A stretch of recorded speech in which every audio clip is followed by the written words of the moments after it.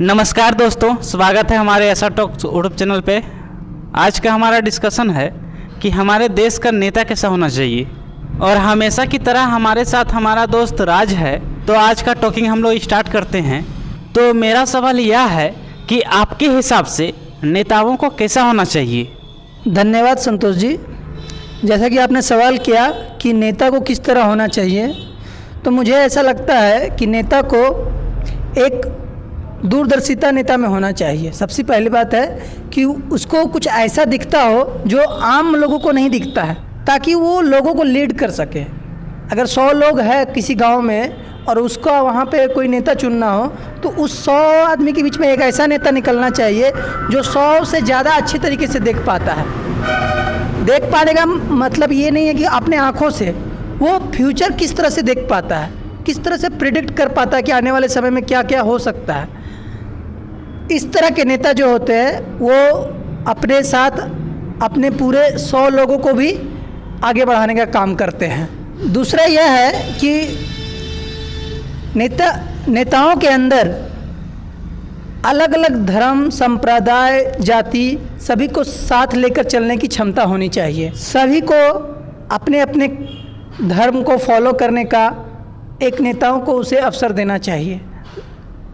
नेताओं को हमेशा पीछे से सभी आदमी को आगे बढ़ाने का कोशिश करना चाहिए। उन्हें 100 आदमी के पीछे खड़ा हो जाना चाहिए और 100 को बोलना चाहिए चलो आगे, मैं तुम्हें पीछे से देख रहा हूँ, अगर कुछ प्रॉब्लम होगा तो मैं तुम्हें सहयोग करूँगा। अगर किसी भी जनता को कोई संकट आता है तो उसमें उस संकट से निपटने के लिए उस नेता में क्षमता जरूर होनी चाहिए। वो उस संकट को देख के घबरा ना जाए या भागने की कोशिश ना करे, बल्कि आगे बढ़कर उस संकट को उस जनता से हटाकर अपने ऊपर ले और उसको सॉल्व करने का प्रयास करे।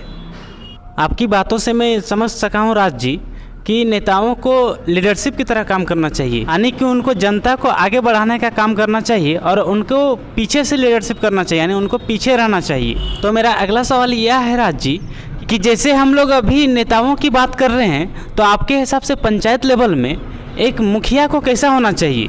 संतोष जी, आपने सवाल किया कि गांव के मुखिया को कैसा होना चाहिए। तो मेरे हिसाब से गांव के मुखिया को सबसे पहले गांव के पूरी तरह से गांव को विकास करने के बारे में प्रतिबद्ध होना चाहिए। उन्हें गांव के हर एक सड़क को पूरी अच्छे तरीके से फिट एंड फाइन बनाना चाहिए। गांव में एकदम साफ सफाई का माहौल बनाया रखना चाहिए।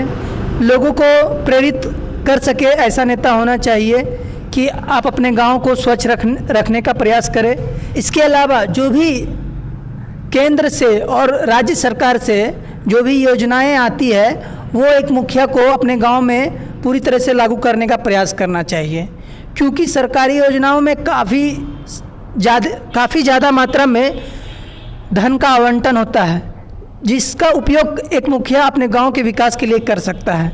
इसके अलावा एक मुखिया को गांव में आए दिन कोई ना कोई समस्या होते रहती है। लोगों के बीच में वाद विवाद ज़मीन को लेके हर एक तरह के होते रहते हैं। तो ये सब अगर सिचुएशन आता है तो एक गांव के मुखिया को सभी लोगों के लिए एक बैठक बुलानी चाहिए। उसमें सबके साथ चर्चा करके उसका समस्याओं का समाधान करना चाहिए, ना कि हर एक बात को लेकर थाना चले जाए। इससे अच्छा है कि वो लोग आपस में मिलकर वाद विवाद को सुलझा सके, ऐसा नेता होना चाहिए। अभी तो हम लोगों ने गांव लेवल के नेताओं के बारे में डिस्कस किया। अब मेरा अगला सवाल यह है राज जी कि एक राज्य स्तरीय नेता और केंद्र स्तरीय नेताओं में क्या डिफरेंस होता है। स्पष्ट शब्दों में कहूँ तो एक विधायक और सांसद में क्या अंतर होता है, इसके बारे में आप क्या सोचते हैं, अपनी राय बताइए। तो संतोष जी, आपने सवाल किया कि एक विधायक और सांसद में क्या अंतर होता है। तो मेरे हिसाब से एक जो विधायक होता है वो राज्य की जनताओं के द्वारा राज्य के कामों के लिए चुना जाता है, जबकि एक विधायक जो होता है वो पूरे देश में देश के कानून को बनाने के लिए चुना जाता है। राज्य के विधायक का काम राज्य के भीतर उस विधानसभा के पूरे क्षेत्र को राज्य के मुख्यमंत्री के समक्ष अपने क्षेत्र की समस्याओं को बताने का कार्य करता है, जबकि एक सांसद अपने संसदीय क्षेत्र के अलावा देश के विभिन्न मुद्दों पर अपनी राय रखता है। विधायक का काम होता है कि जो भी राज्य सरकार द्वारा क्षेत्र के विकास के लिए पैसे आवंटन किए जा रहे हैं उसको संपूर्ण रूप से उस विधानसभा में जनता के सहयोग के लिए प्रयोग करना चाहिए।